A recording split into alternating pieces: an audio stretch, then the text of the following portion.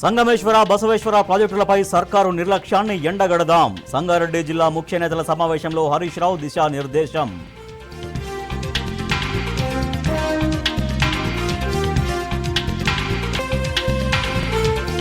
బీసీలకు అన్యాయం చేయాలని చూస్తే ఊరుకునేది లేదు. రీసర్వే పక్కాగా చేపట్టాలని గంగుల కమలాకర్ డిమాండ్.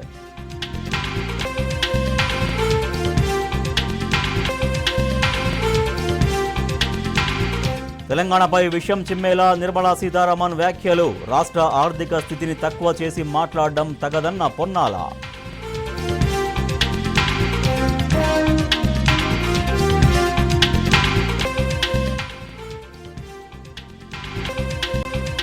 ఫోన్లకు మెసేజ్ వచ్చినా అకౌంట్లో జమ కాని రైతు బంధు నగదు.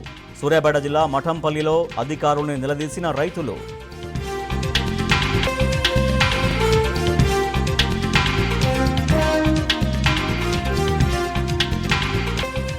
కనుమరుగవుతున్న చారిత్రక సికింద్రాబాద్ రైల్వే స్టేషన్ ప్రాంగణం. బ్రిటిష్ కాలం నాటి మెయిన్ గేట్ హార్చ్ గోడలు కూల్చివేత.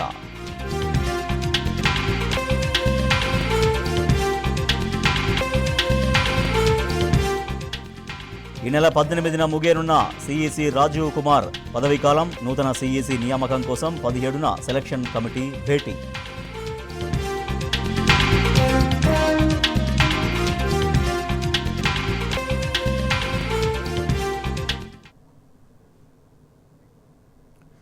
కేంద్ర సర్కారు మరో దిక్కుమాలిన కుట్రకు తెరతీసింది. పార్లమెంటు వేదికగా తెలంగాణపై అబద్ధాల విషయం గక్కింది. రాష్ట్రాల అప్పులపై ఆర్థిక మంత్రి గురువింద నీతులు చెప్పింది. దేశాన్ని అప్పుల్లో ముంచింది కాక తెలంగాణపై బురజల్లే కుతంత్రం చేస్తోంది. తెలంగాణ అప్పులమయమైందంటూ తప్పుడు మాటలు చెప్పిన నిర్మల 2014తో పోలిస్తే తెలంగాణ అప్పుల పాలైందన్న అబద్ధాలు చెప్పింది. మరి 2014లో తెలంగాణ బడ్జెట్ ఎంత, ఇప్పుడు తెలంగాణ బడ్జెట్ ఎంత? దేశంలోనే తెలంగాణ తలసరి ఆదాయం ఎక్కువ కాదా?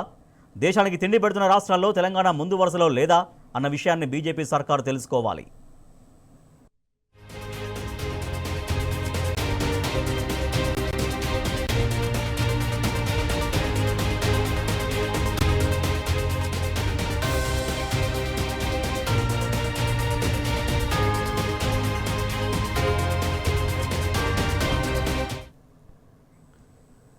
తెలంగాణలో పెరిగిన ఆస్తులు, వనరుల మాట ఏమిటి? సాగునీటి ప్రాజెక్టులు, విద్యుత్ ప్రాజెక్టులు, అభివృద్ధి పనులు పరిగణలోకి తీసుకోరా? కేసీఆర్ పెంచిన ఆస్తుల విలువ ఎంత లెక్క చెప్పే దమ్ము కేంద్రానికి ఉందా? రాష్ట్రంలో పెరిగిన నీటి మట్టాలు, భూగర్భ జలాలు, పంట విస్తీర్ణానికి ఖరీదు కట్టేదెవరు? తెలంగాణలో అందించిన సంక్షేమ పథకాల్లో కేంద్రం ఇచ్చిందేమైనా ఉందా? బడ్జెట్లో ఏనాడైనా తెలంగాణకు నయా పైసా ఎక్కువ ఇచ్చిన ముఖమేనా మోడీ సర్కారుదనే ప్రశ్నలు వ్యక్తమవుతున్నాయి. తెలంగాణకు ఇవ్వాల్సిన హక్కులు, హోదాలు, నిధులు ఎగ్గొట్టింది కేంద్రం కాదా అన్నది ఆత్మవిమర్శ చేసుకోవాలి కేంద్రం పెద్దలు.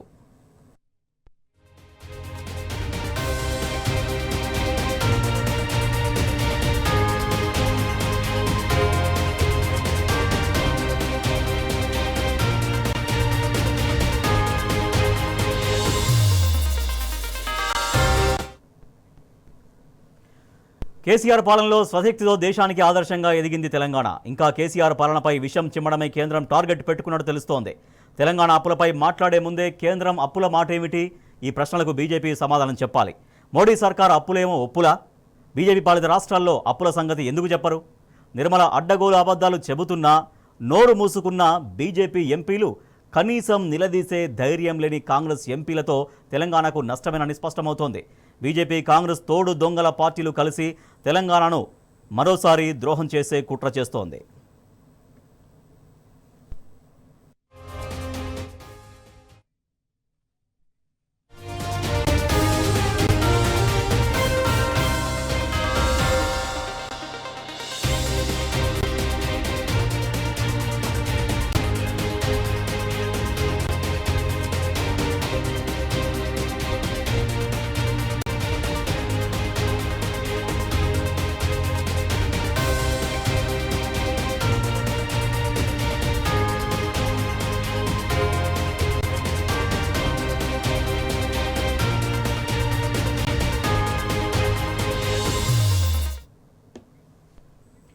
నిర్మల అబద్ధాలకు వంతపాడుతున్న రాష్ట్ర బీజేపీ ఎంపీలు రాష్ట్రానికి పైసా నిధులు తేవడం చేతగాదు గానీ పల్లికిలించడంలో మాత్రం ఫస్ట్ ఉన్నారు. తెలంగాణ గళం వినిపించే వాళ్ళు లేకనే పార్లమెంట్లో కేంద్రం అవాకులు చవాకులు పేలుతుందని స్పష్టమవుతోంది. అదే బీఆర్ఎస్ ఎంపీలు ఉండి ఉంటే చీల్చి చెండాడేవారు కాదా అంటున్నారు తెలంగాణ ప్రజలు. బీజేపీ అబద్ధాలపై తెలంగాణ సమాజం ఆగ్రహం వ్యక్తం చేస్తోంది.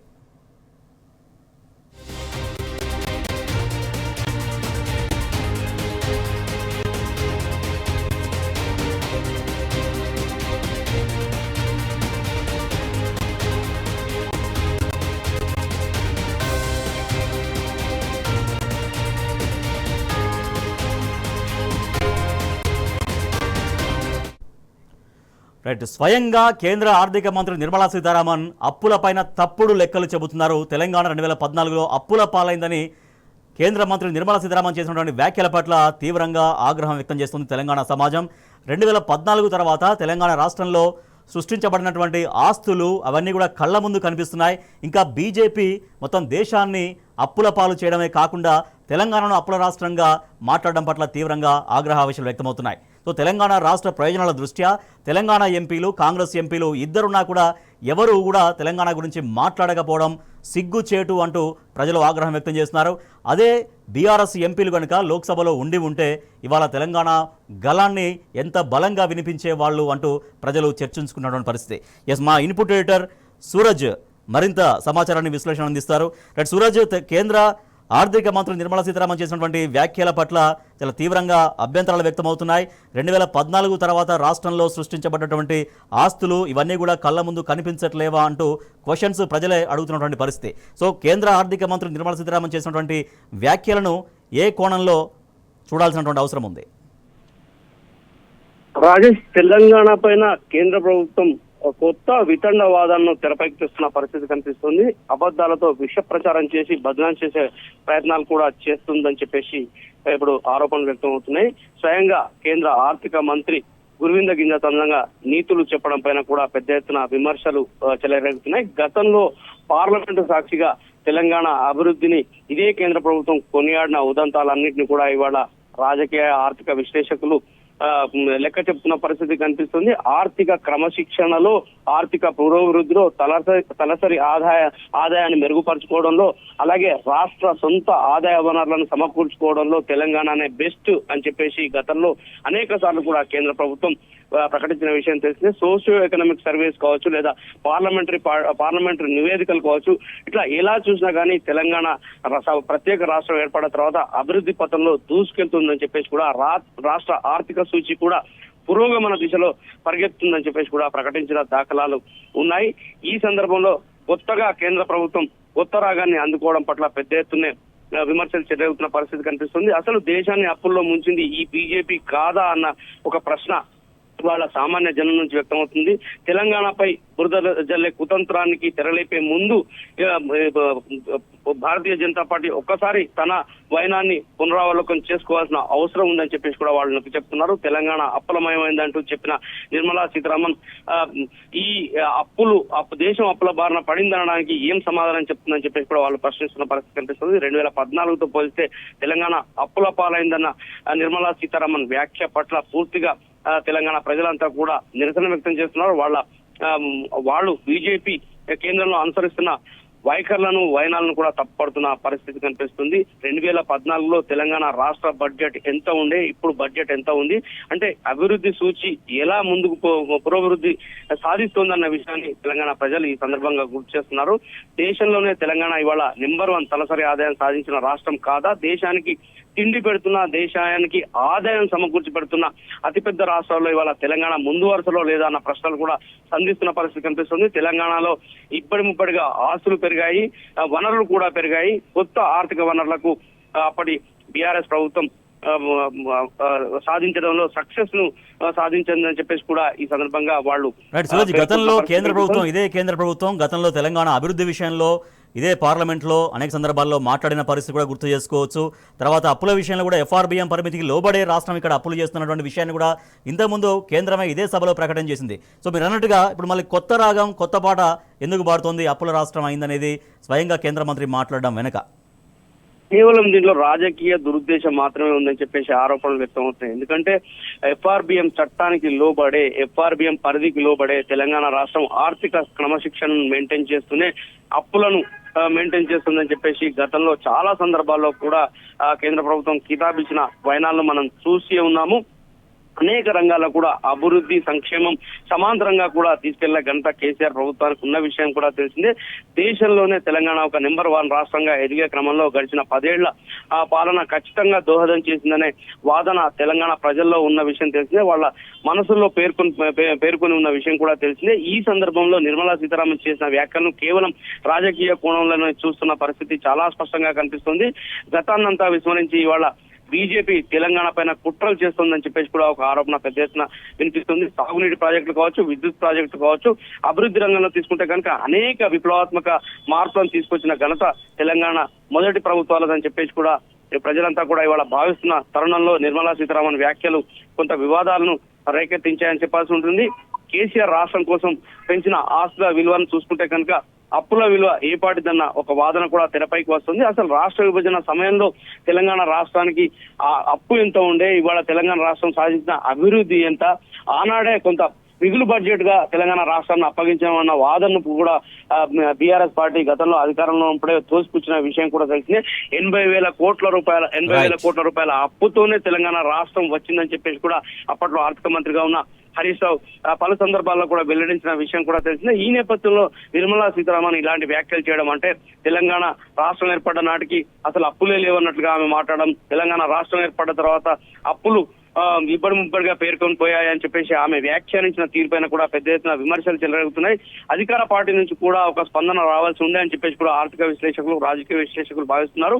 ఇట్లా తెలంగాణ రాష్ట్ర పరువు ప్రతిష్టలను దేశ యవనిక పైన తీసేయడం స్వయంగా ఒక బాధ్యత గల ఆర్థిక మంత్రిగా వ్యవహరించాల్సిన నిర్మలా సీతారామన్ అభివృద్ధి పథంలో దూసుకెళ్తున్న ఒక రాష్ట్రానికి సంబంధించి ఇలాంటి వ్యాఖ్యలు చేయొచ్చా అనే ఒక మేధోపరమైన చర్చ కూడా ఇవాళ జరుగుతోంది. ఖచ్చితంగా నిర్మలా సీతారామన్ ఇందుకు సంబంధించి తెలంగాణను అవమానించే విధంగానే వ్యాఖ్యలు చేసిందని చెప్పేసి కూడా ఒక అభిప్రాయం వ్యక్తమవుతున్న పరిస్థితి కనిపిస్తుంది. ఇక గతంలో కానీ ఇవాళ కానీ కేంద్రం నుంచి ఇప్పటి వరకు రాష్ట్రానికి వచ్చిన ఆర్థిక సాయం పైసా లేదు, నయా పైసా ఇవాళ కేంద్ర ప్రభుత్వం రాష్ట్రానికి విధించింది లేదు.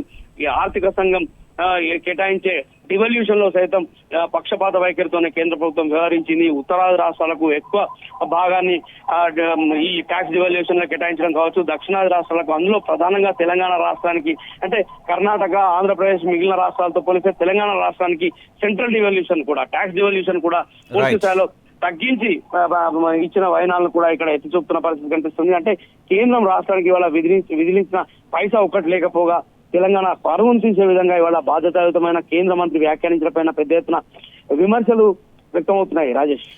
Right, thank you Suraj. కేంద్ర ప్రభుత్వం తెలంగాణ రాష్ట్రం పైన పార్లమెంటు సాక్షిగా కేంద్ర ఆర్థిక మంత్రి నిర్మలా సీతారామన్ ఒక అప్పుల రాష్ట్రంగా అభివర్ణించే ప్రయత్నం చేశారు.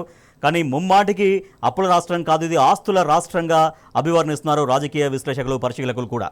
గత బీఆర్ఎస్ ప్రభుత్వ హయాంలో నాడు ముఖ్యమంత్రి కేసీఆర్ నేతృత్వంలో ఇక్కడ ఆస్తులు పెంచబడినటువంటి ఆస్తుల విలువ ఎంత లెక్కగట్టే దమ్ముందా కేంద్రానికంటూ కూడా ఒక ప్రశ్న వేస్తున్నారు.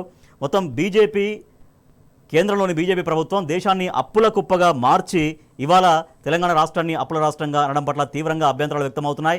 ఇదే కేంద్ర ప్రభుత్వం గతంలో తెలంగాణ అనేది ఒక గొప్ప ఆర్థికంగా చాలా గొప్పగా విజయవంతంగా దూసుకెళ్తుంది అంటూ ఎఫ్ఆర్బిఎం పరిధికి లోబడే అప్పులు చేసింది అంటూ గతంలో కీర్తించింది.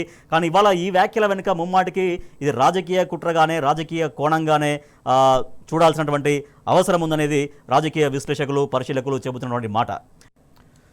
తెలంగాణను చిన్నచూపు చూస్తూ కేంద్ర ఆర్థిక మంత్రి నిర్మలా సీతారామన్ రాజ్యసభలో చేసిన వ్యాఖ్యలను మాజీ ఎంపీ వినోద్ కుమార్ తీవ్రంగా ఖండించారు. ఆంధ్రప్రదేశ్ పునర్విభజన చట్టంపై మాట్లాడుతూ తెలంగాణ అప్పుల పాలైందంటూ చెప్పడంపై అభ్యంతరం వ్యక్తం చేశారు. రాష్ట్రంలో మౌలిక వసతులు కల్పించి సంపద సృష్టించామని చెప్పారు. ప్రాజెక్టులతో పాటు జిల్లా కలెక్టరేట్లు, ఎస్పీ ఆఫీసులు, జిల్లాకు ఒక మెడికల్ కాలేజీలు కట్టామని స్పష్టం చేశారు. 10 ఏళ్లలో తెలంగాణను అన్ని రంగాల్లో బీఆర్ఎస్ ప్రభుత్వం అగ్రగామిగా నిలిపిందని చెప్పారు. ఈ నేపథ్యంలో నిర్మలా సీతారామన్ తన వ్యాఖ్యలను ఉపసంహరించుకోవాలని వినోద్ కుమార్ డిమాండ్ చేశారు. రాజ్యసభలో ప్రభుత్వం తరఫున జవాబు చెప్పినప్పుడు బాధ్యత రహితంగా మాట్లాడారు వారు.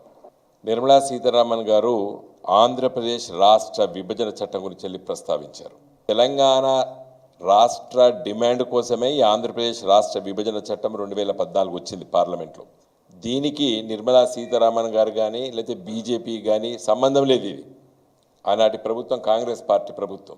అన్నిటికంటే ముఖ్యంగా తెలంగాణ ఉద్యమ పార్టీ గులాబీ జెండా తెలంగాణ రాష్ట్రం కోసం కొట్లాడి ఈ చట్టం పార్లమెంట్లో వచ్చేటట్టు ప్రజల్ని సన్నద్ధం చేసి ఉద్యమాలు నడిపి ఆనాటి కాంగ్రెస్ పార్టీ మెడల్ వంచి ఈ చట్టాన్ని తెలంగాణ ప్రజలు సాధించుకున్నారు.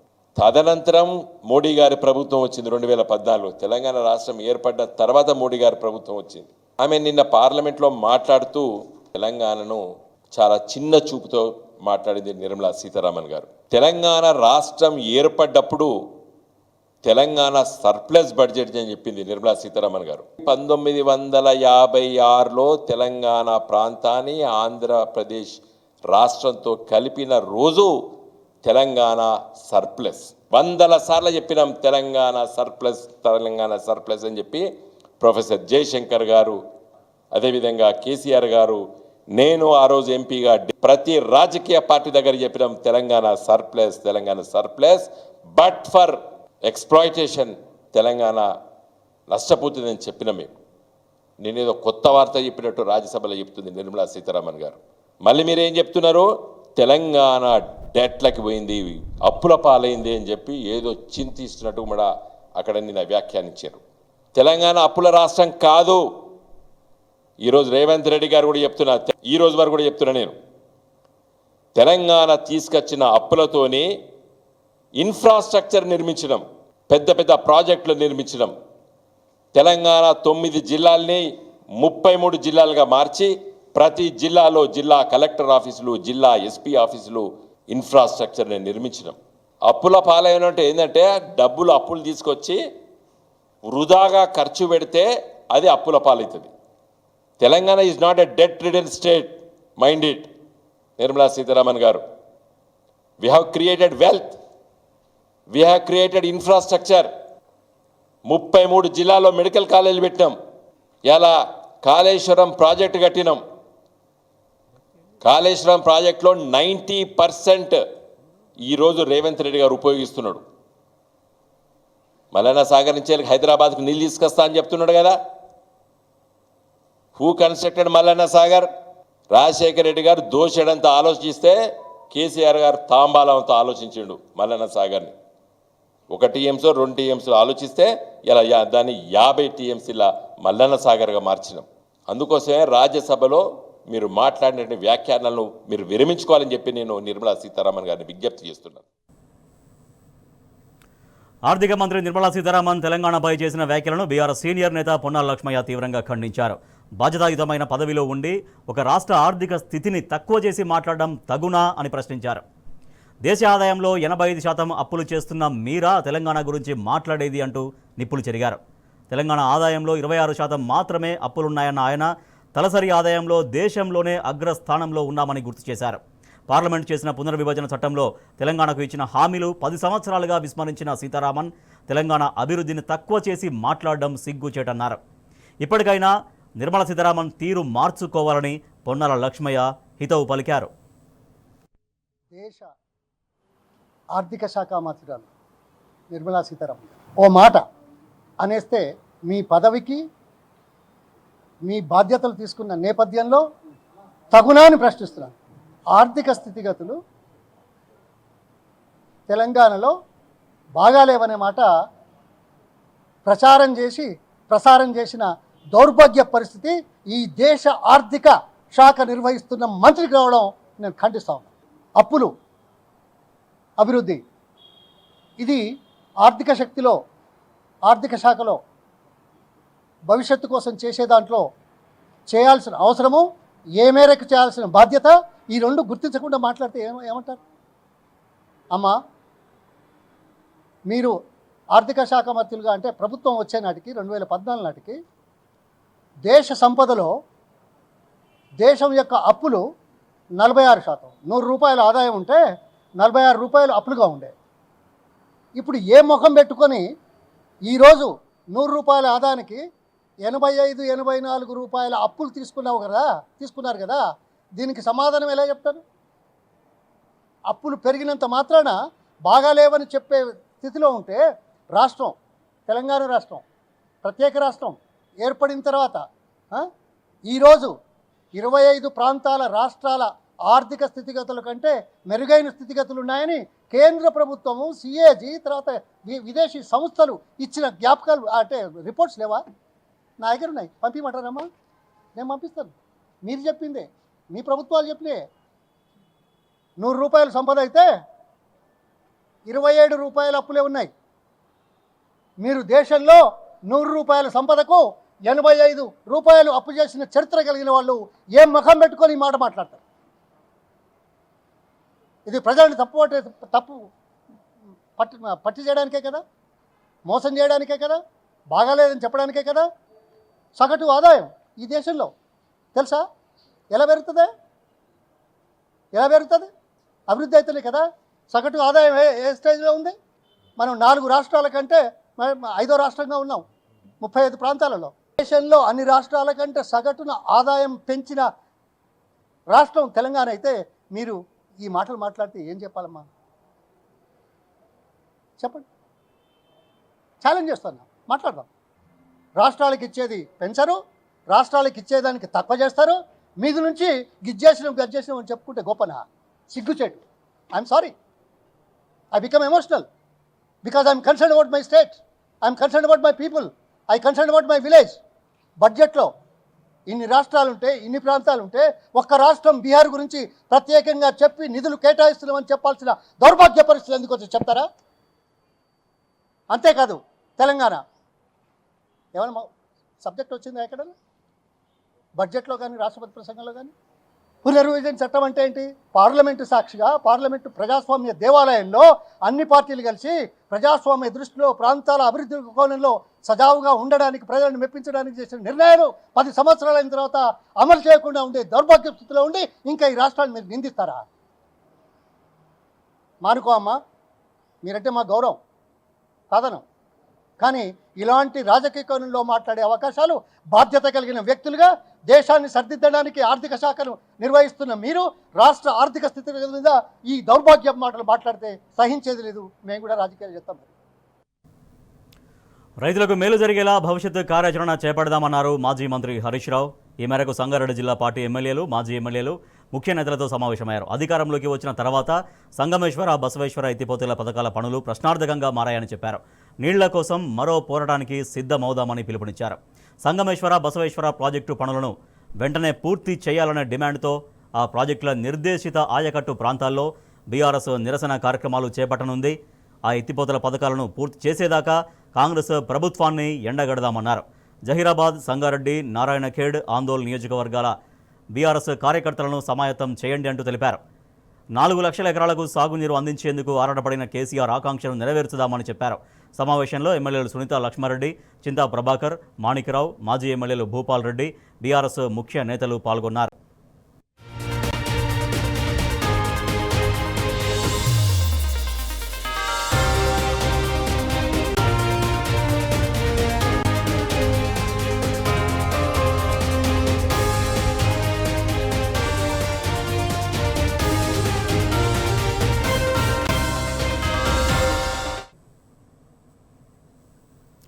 హైదరాబాద్లోని సుచిత్రా సర్కిల్లో ముకుందా జ్యువెలర్స్ 6వ బ్రాంచ్ను ప్రారంభించింది. ముఖ్య అతిథిగా కుతుబుల్లాపూర్ ఎమ్మెల్యే కేపీ వివేకానంద హాజరై ముకుందా జ్యువెలర్స్ను ప్రారంభించారు. కేపీ వివేకానందతో పాటు జ్యువెలర్స్ ఎండీ నరసింహారెడ్డి, డైరెక్టర్లు నిఖితారెడ్డి, కృష్ణ జ్యోతి ప్రజ్వలన చేశారు. ఏపీ, తెలంగాణ రాష్ట్రాల్లో మొదటిసారి ఫ్యాక్టరీ అవుట్లెట్ నుంచి వస్తున్న ఏకైక జ్యువెలరీ ముకుందా జ్యువెలరీ అన్నారు డైరెక్టర్ ప్రణీత్ రెడ్డి. అతి తక్కువ తరుగు ఛార్జెస్ తీసుకుంటూ ప్రత్యేక ఆఫర్స్ నగలను అందిస్తున్నామని తెలిపారు. ప్రజలకు అందుబాటులో ఉండే ధరలకే బంగారు, వెండి ఐటమ్స్ను అందిస్తున్న ముకుందా జ్యువెలర్స్ను ఆదరించాలని ఎమ్మెల్యే కేపీ వివేకానంద సూచించారు. సుచిత్రా సెంటర్లో అతి ప్రతిష్టాత్మకమైనటువంటి జ్యువెలరీ షాప్ మన నగరంలోనే సుమారు ఇప్పటికే 5 జ్యువెలరీ షాప్స్ ఓపెన్ చేసి ఈరోజు 6వది ఇక్కడ సుచిత్రా సెంటర్ లో ప్రారంభోత్సవం చేసుకోవడం చాలా సంతోషంగా ఉంది. ముకుందా జ్యువెలరీస్ పేరు మీద ఈరోజు 6వ షోరూమ్ ని ఇక్కడ ప్రారంభం చేసుకుని ఇక్కడ ప్రజలందరికీ కూడా అందుబాటులో నాణ్యమైనటువంటి మేలి బంగారంతో పాటు ఫ్యాక్టరీ అవుట్లెట్ లాగా వారిని సేకరించి ఇక్కడ తీసుకురావడం చాలా సంతోషకరమైన విషయం. మార్కెట్ లో ఇప్పటికే మంచి పేరున్నది, ఇంకా కూడా మంచి గుడ్ విల్ ని, మంచి పేరుని కూడా సంపాదిస్తారని చెప్పేసి కూడా నేను ఆకాంక్షిస్తూ భగవంతుని ప్రార్థిస్తా ఉన్నాను. ఈ 6వ షోరూమ్ 60వ షోరూమ్ వరకు కూడా పోవాలని చెప్పేసి కూడా వారికి నా బెస్ట్ విషెస్ తెలియజేసుకుంటూ వారందరికీ, వారి బృందం అందరికీ కూడా, వారి టీం అందరికీ కూడా నా పూర్తి మరి అభినందనలు తెలియజేసుకుంటూ అందరికీ నమస్కారం. 2023 స్టార్ట్ అయిందండి ఈ ప్రయాణం. సో ఇవాళ 6th బ్రాంచ్ తో ముందుకు వస్తున్నాం సుచిత్రాలో. So first ever factory outlet concept ఇప్పటి వరకు తెలంగాణ, తెలుగు స్టేట్స్, ఆంధ్రప్రదేశ్ ఎక్కడా లేని ఫ్యాక్టరీ అవుట్లెట్ తో వచ్చాము. అంటే అతి తక్కువ తరుగు VA 2 to 12% మాత్రమే, మళ్ళీ ఎలాంటి మజూరీ చార్జెస్ ఉండవు, zero making charges, VA 2 to 12%. So ఈ కాన్సెప్ట్ తో ఇప్పుడు పెరుగుతున్న ధరలకి అతి తక్కువ చార్జెస్ వేస్తున్న స్టోర్ మేము మళ్ళీ దానిపైన లైట్ వెయిట్ కలెక్షన్ తో ముందుకు వస్తున్నాము. సో 4 అంతస్తుల షోరూమ్ తో సుచిత్రాలో మీ అందరి ముందుకు వచ్చినందుకు చాలా హ్యాపీగా ఉంది. అన్ని బ్రాంచెస్ ఎంకరేజ్ చేసినట్టు ఈ బ్రాంచ్ కూడా ఎంకరేజ్ చేయండి. మీరందరూ ఎంకరేజ్ చేస్తే ముందుకి ఇంకా ఎక్స్పాండ్ అవుతాము. లాంచింగ్ ఆఫర్ లాగా February 14th నుంచి 23rd వరకు flat 20% of on VA. So ఈ ఆఫర్ ని వినియోగించుకోండి. అతి పెరుగుతున్న బంగారం ధరలకి మన ముకుంద జ్యువెలర్స్ ఒక సొల్యూషన్ రావాలి. ప్రతి మిడిల్ క్లాస్ వాళ్ళకి మేము ఒక సొల్యూషన్ గా ముందుకు రావాలనుకుంటున్నాం.